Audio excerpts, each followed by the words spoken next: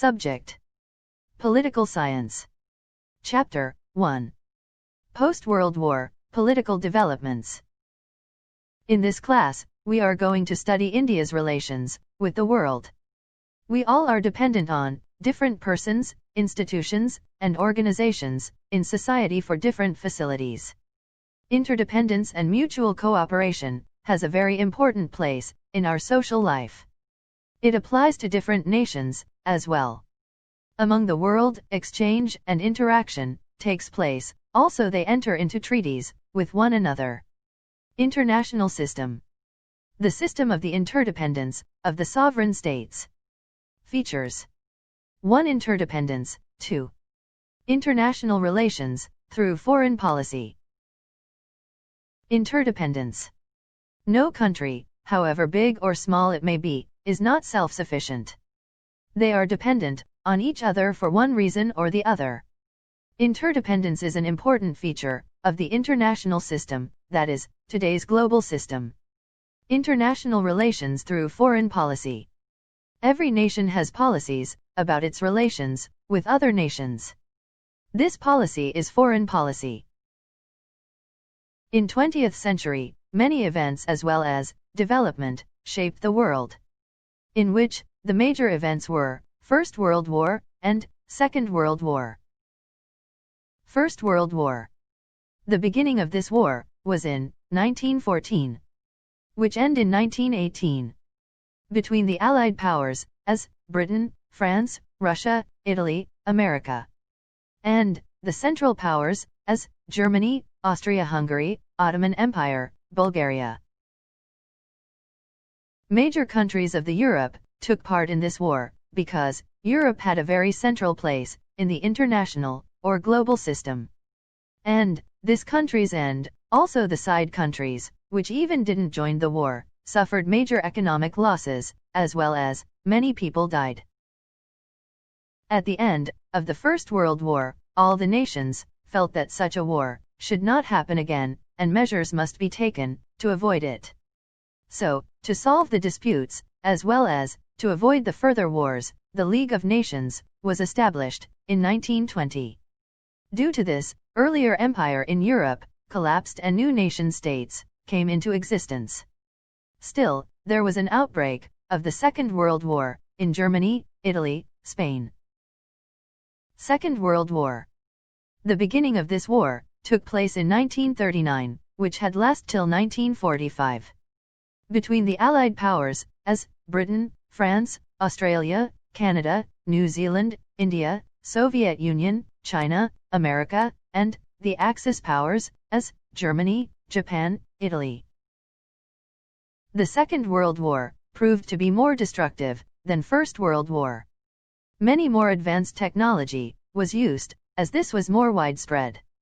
America played a major role in the Second World War because it manufactured nuclear weapons. And, to end the war, on 6 and August 9 in 1945, it dropped 2 nuclear weapons on Hiroshima and Nagasaki, which are the 2 cities of Japan. Cold War. This term describes a situation where there is no actual war, but Cold War. This term describes a situation where there is no actual war, but America and the Soviet Union, who were allies, became rivals soon after the end of the Second World War. America was already a superpower, and the Soviet Union aspired to become a superpower by making nuclear weapons and by increasing its military might. The struggle for power, arms race, difference in ideologies, attitude of checkmating each other by strategies and counter-strategies, gave rise to the Cold War. The USA was a democratic state, advocating capitalism. The Soviet Union advocating socialism and had one-party authoritarian system. America and USSR wanted to expand their own dominance in the world. America wanted to spread capitalism, whereas the Soviet Union wanted to spread socialism. Both made efforts to win over smaller countries into their blocs to increase their hegemony. Europe was ideologically divided. Western European countries joined the bloc led by the Soviet Union. The superpowers gave military and economic help to the countries in their respective blocs. Effects of the Cold War. 1. Creations of military organizations. 2. Bipolarization of the world. 3. Arms race. 4. Creation of regional organizations. 5. A non-alignment. B. Non-aligned movement, NAM. C. Evaluation of the non-aligned movement. 1. Creation of military organizations. America formed North Atlantic Treaty Organization, and the Soviet Union formed Warsaw Pact. The superpowers took up the responsibility of the security of the countries joining their military organizations. 2. Bipolarization of the world. Most countries joined either of the two power blocs. Such a division of the nations of the world in two groups is bipolarization. The scope of the Cold War increased and the sphere of tension spread due to bipolarization. 3. Arms race. The superpowers started producing destructive weapons on a large scale to outsmart each other. They realized that the arms race endangered world peace. The realization led to efforts in the direction of arms control and disarmament. 4. Creation of regional organizations. Regional organizations were created to ensure mutual cooperation in the context of the superpower rivalry. Economic development was considered to be more important. European countries formed European Economic Community, and Southeast Asian countries formed Association of Southeast Asian Nations. 5. A non-alignment. While the world was becoming bipolar, countries like India did not want to join the superpower rivalry. Some nations decided to stay out of the Cold War rivalry. This policy is known as non-alignment. 5b. Non-aligned movement. The idea of non-alignment received support from the newly independent countries of Asia and Africa. This led to the emergence of the non-aligned movement in 1961. Leadership of the non-aligned movement. Pandit Jawaharlal Nehru, Prime Minister of India. Marshal Tito, President of Yugoslavia. Gamal Abdul Nasser, President of Egypt. Dr. Sukarno, President of Indonesia. Dr. Kwame Nkrumah, Prime Minister of Ghana. 5c. Evaluation of the non-aligned movement. The non-aligned movement has opposed colonialism, imperialism, and racism. It has encouraged and supported peaceful resolution of international disputes. The non-aligned movement is based on eternal principles of humanism, global peace, and equality.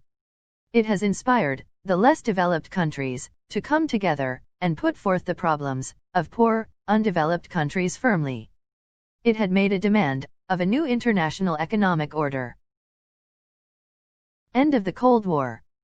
The Soviet Union adopted the policy of opening up the economy and loosened control over the economy. Mikhail Gorbachev, then President of the Soviet Union, implemented the policies of perestroika and glasnost. Due to these policies, the control over the media was reduced, and the control over the media was reduced, and political and economic spheres were restructured. This gave an impetus to democracy. The countries in East Europe overthrew dictatorial regimes and adopted capitalism and democracy. The Soviet Union disintegrated, and several new nations emerged out of it. Russia was the biggest country. Post-Cold War world. America remained the only superpower in world politics. A conducive atmosphere for the growth in trade and economic relations between and among nations prevailed. There was free flow of capital, labor, market, technology, and information, and ideas throughout the world. As all nations of the world decided to give priority to trade relations, the idea of giving aid was replaced by efforts to establish economic relations. The description of opposing nations changed from enemy nation to rival nation. Globalization. Trade and economic relations among nations became open with the end of Cold War. Revolution in information technology transformed the world.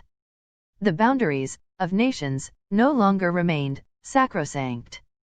There was free flow of capital, labor, technology, and information. There was free flow of ideas among the people globally. Economies of different countries are now linked to each other. The benefits of globalization are: 1. There was economic unification. 2. The trade increased. 3. There was availability of quality produces in plenty. The demerits of globalization are: 1. However, globalization has failed to close the gap between the poor and rich nations. 2. The benefits of free trade have not reached the poor nations.